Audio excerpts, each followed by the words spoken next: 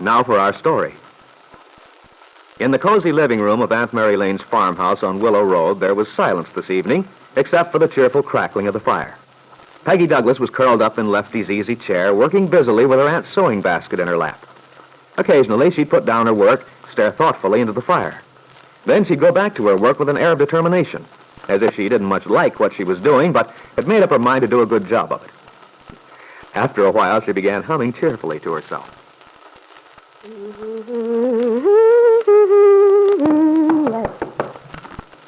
Nicholas? Yes. Don't get up. I'm in. Hi. See your guests approach. Address yourself to entertain them sprightly. Let's be red with mirth. What was that, more Shakespeare? Uh-huh. But don't let it fool you. I'm no student of the Bard. Just something I remember from a senior play at high school. Oh, you shouldn't have told me. I was so impressed. Well, I'm such an honest dope. That's probably why I don't have more success with women. Mind if I sit on the floor at your feet? Not if you'll be comfortable. Don't you want a pillow or something? Not me. I'm the rugged outdoor type. Hey, where is everybody? Don't tell me the whole family fled when they found out Dorn was in the offing. Oh, don't be silly. Of course they didn't. Well, they're awfully quiet. Aunt Mary and Lefty went over to Jane Plummer's with Randy. No. Why? What's wrong with that? Peggy, I'll have to readjust my whole opinion of the Marines. To think that Randy has to take along not one, but two chaperones when he calls on a girl. Oh, Nick, you're crazy tonight. No, as a matter of fact, Aunt Mary went to see Mrs. Plummer, Randy went to see Jane, and Lefty went so you and I could be alone together here. At least I think he did. Good old Lefty. Now, he's a real pal. He made great to-do about building up the fire, and he even tried to convince me I should change my dress in your honor. But you look charming as you are. Thank you, sir.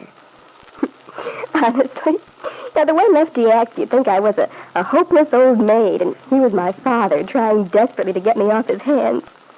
Doesn't it frighten you? Not a bit. By the way, you're looking awfully domestic. Is this part of Lefty's campaign? No, it's my own idea. That's very effective. What are you up to? Well, I just thought it would be a nice surprise for Aunt Mary if I helped her catch up on the mending. She always has so much to do. That's a good girl. There's something wonderfully peaceful about watching a woman sew. Makes a man feel... Hey, what's that? I thought we were alone. Oh, that's Lisa Fenner.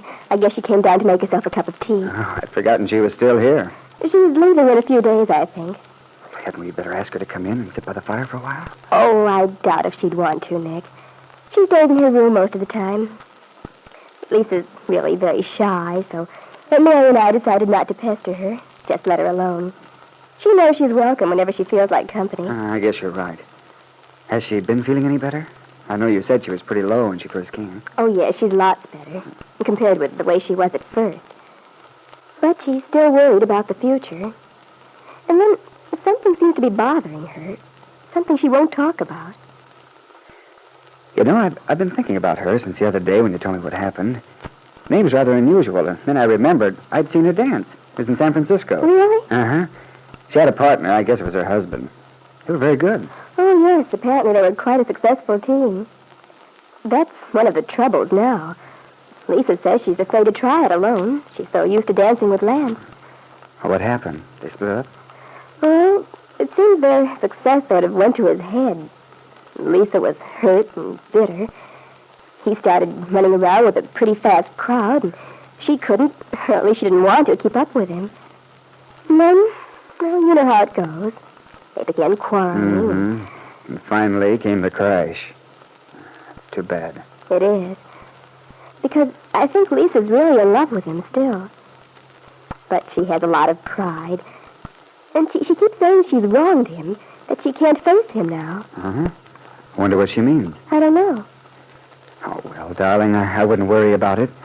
So long as she has you and Aunt Mary pulling for her, she's bound to come out all right. Just lucky she happened to get connected with this family. I guess it is. You know how Aunt Mary gathers people in. Strange the way things happen, isn't it?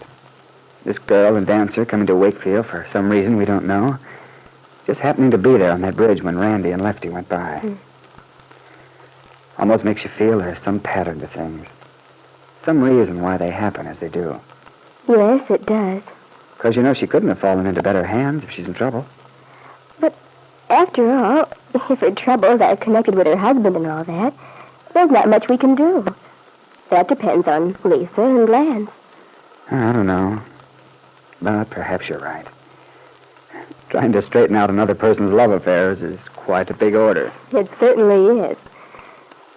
I think I understand how Lisa feels, Nick. Since she and Lance separated, so many things have happened. There's so much in between. You know how that is. Sounds like you know all about it, Peggy. You're thinking of yourself and Bill Meade? Well, perhaps I am in a way. But let's not get off on that subject. No, I don't want to any more than you do, darling. I just can't seem to learn to keep my mouth shut at the right times. Oh, it's all right, Nick. Besides, it has a certain connection with you and me. It does? Yes. I mean, because of your attitude toward me and Bill.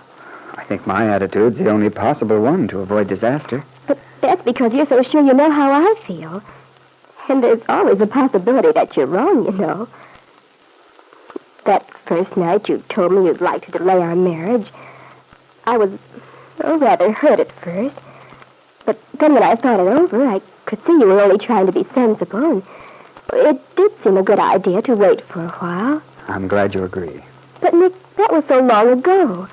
We have waited. And, you see, nothing's changed. Well, Peggy, that may be because we haven't waited long enough. Oh, I don't think so. I don't think anything's ever going to change. Nick, let's not wait any longer. You make it awfully tough for me, Peggy. You know it isn't because I don't want to marry you. Of course I know it.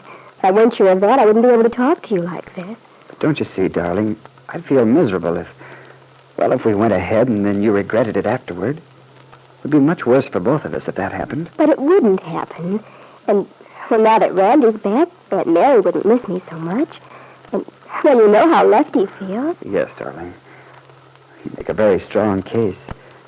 But still... What, Nicholas? I don't see. Peggy, yesterday I ran into someone. I found out something which might interest you very much. I saw Kitt Meade. Kitt? Why, Nick, you've never told me you knew her. I didn't. What I mean is, I'd seen her a couple of times in that little bar at the hotel, the circus room.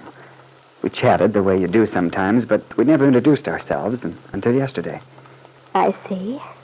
Now, don't look like that, darling.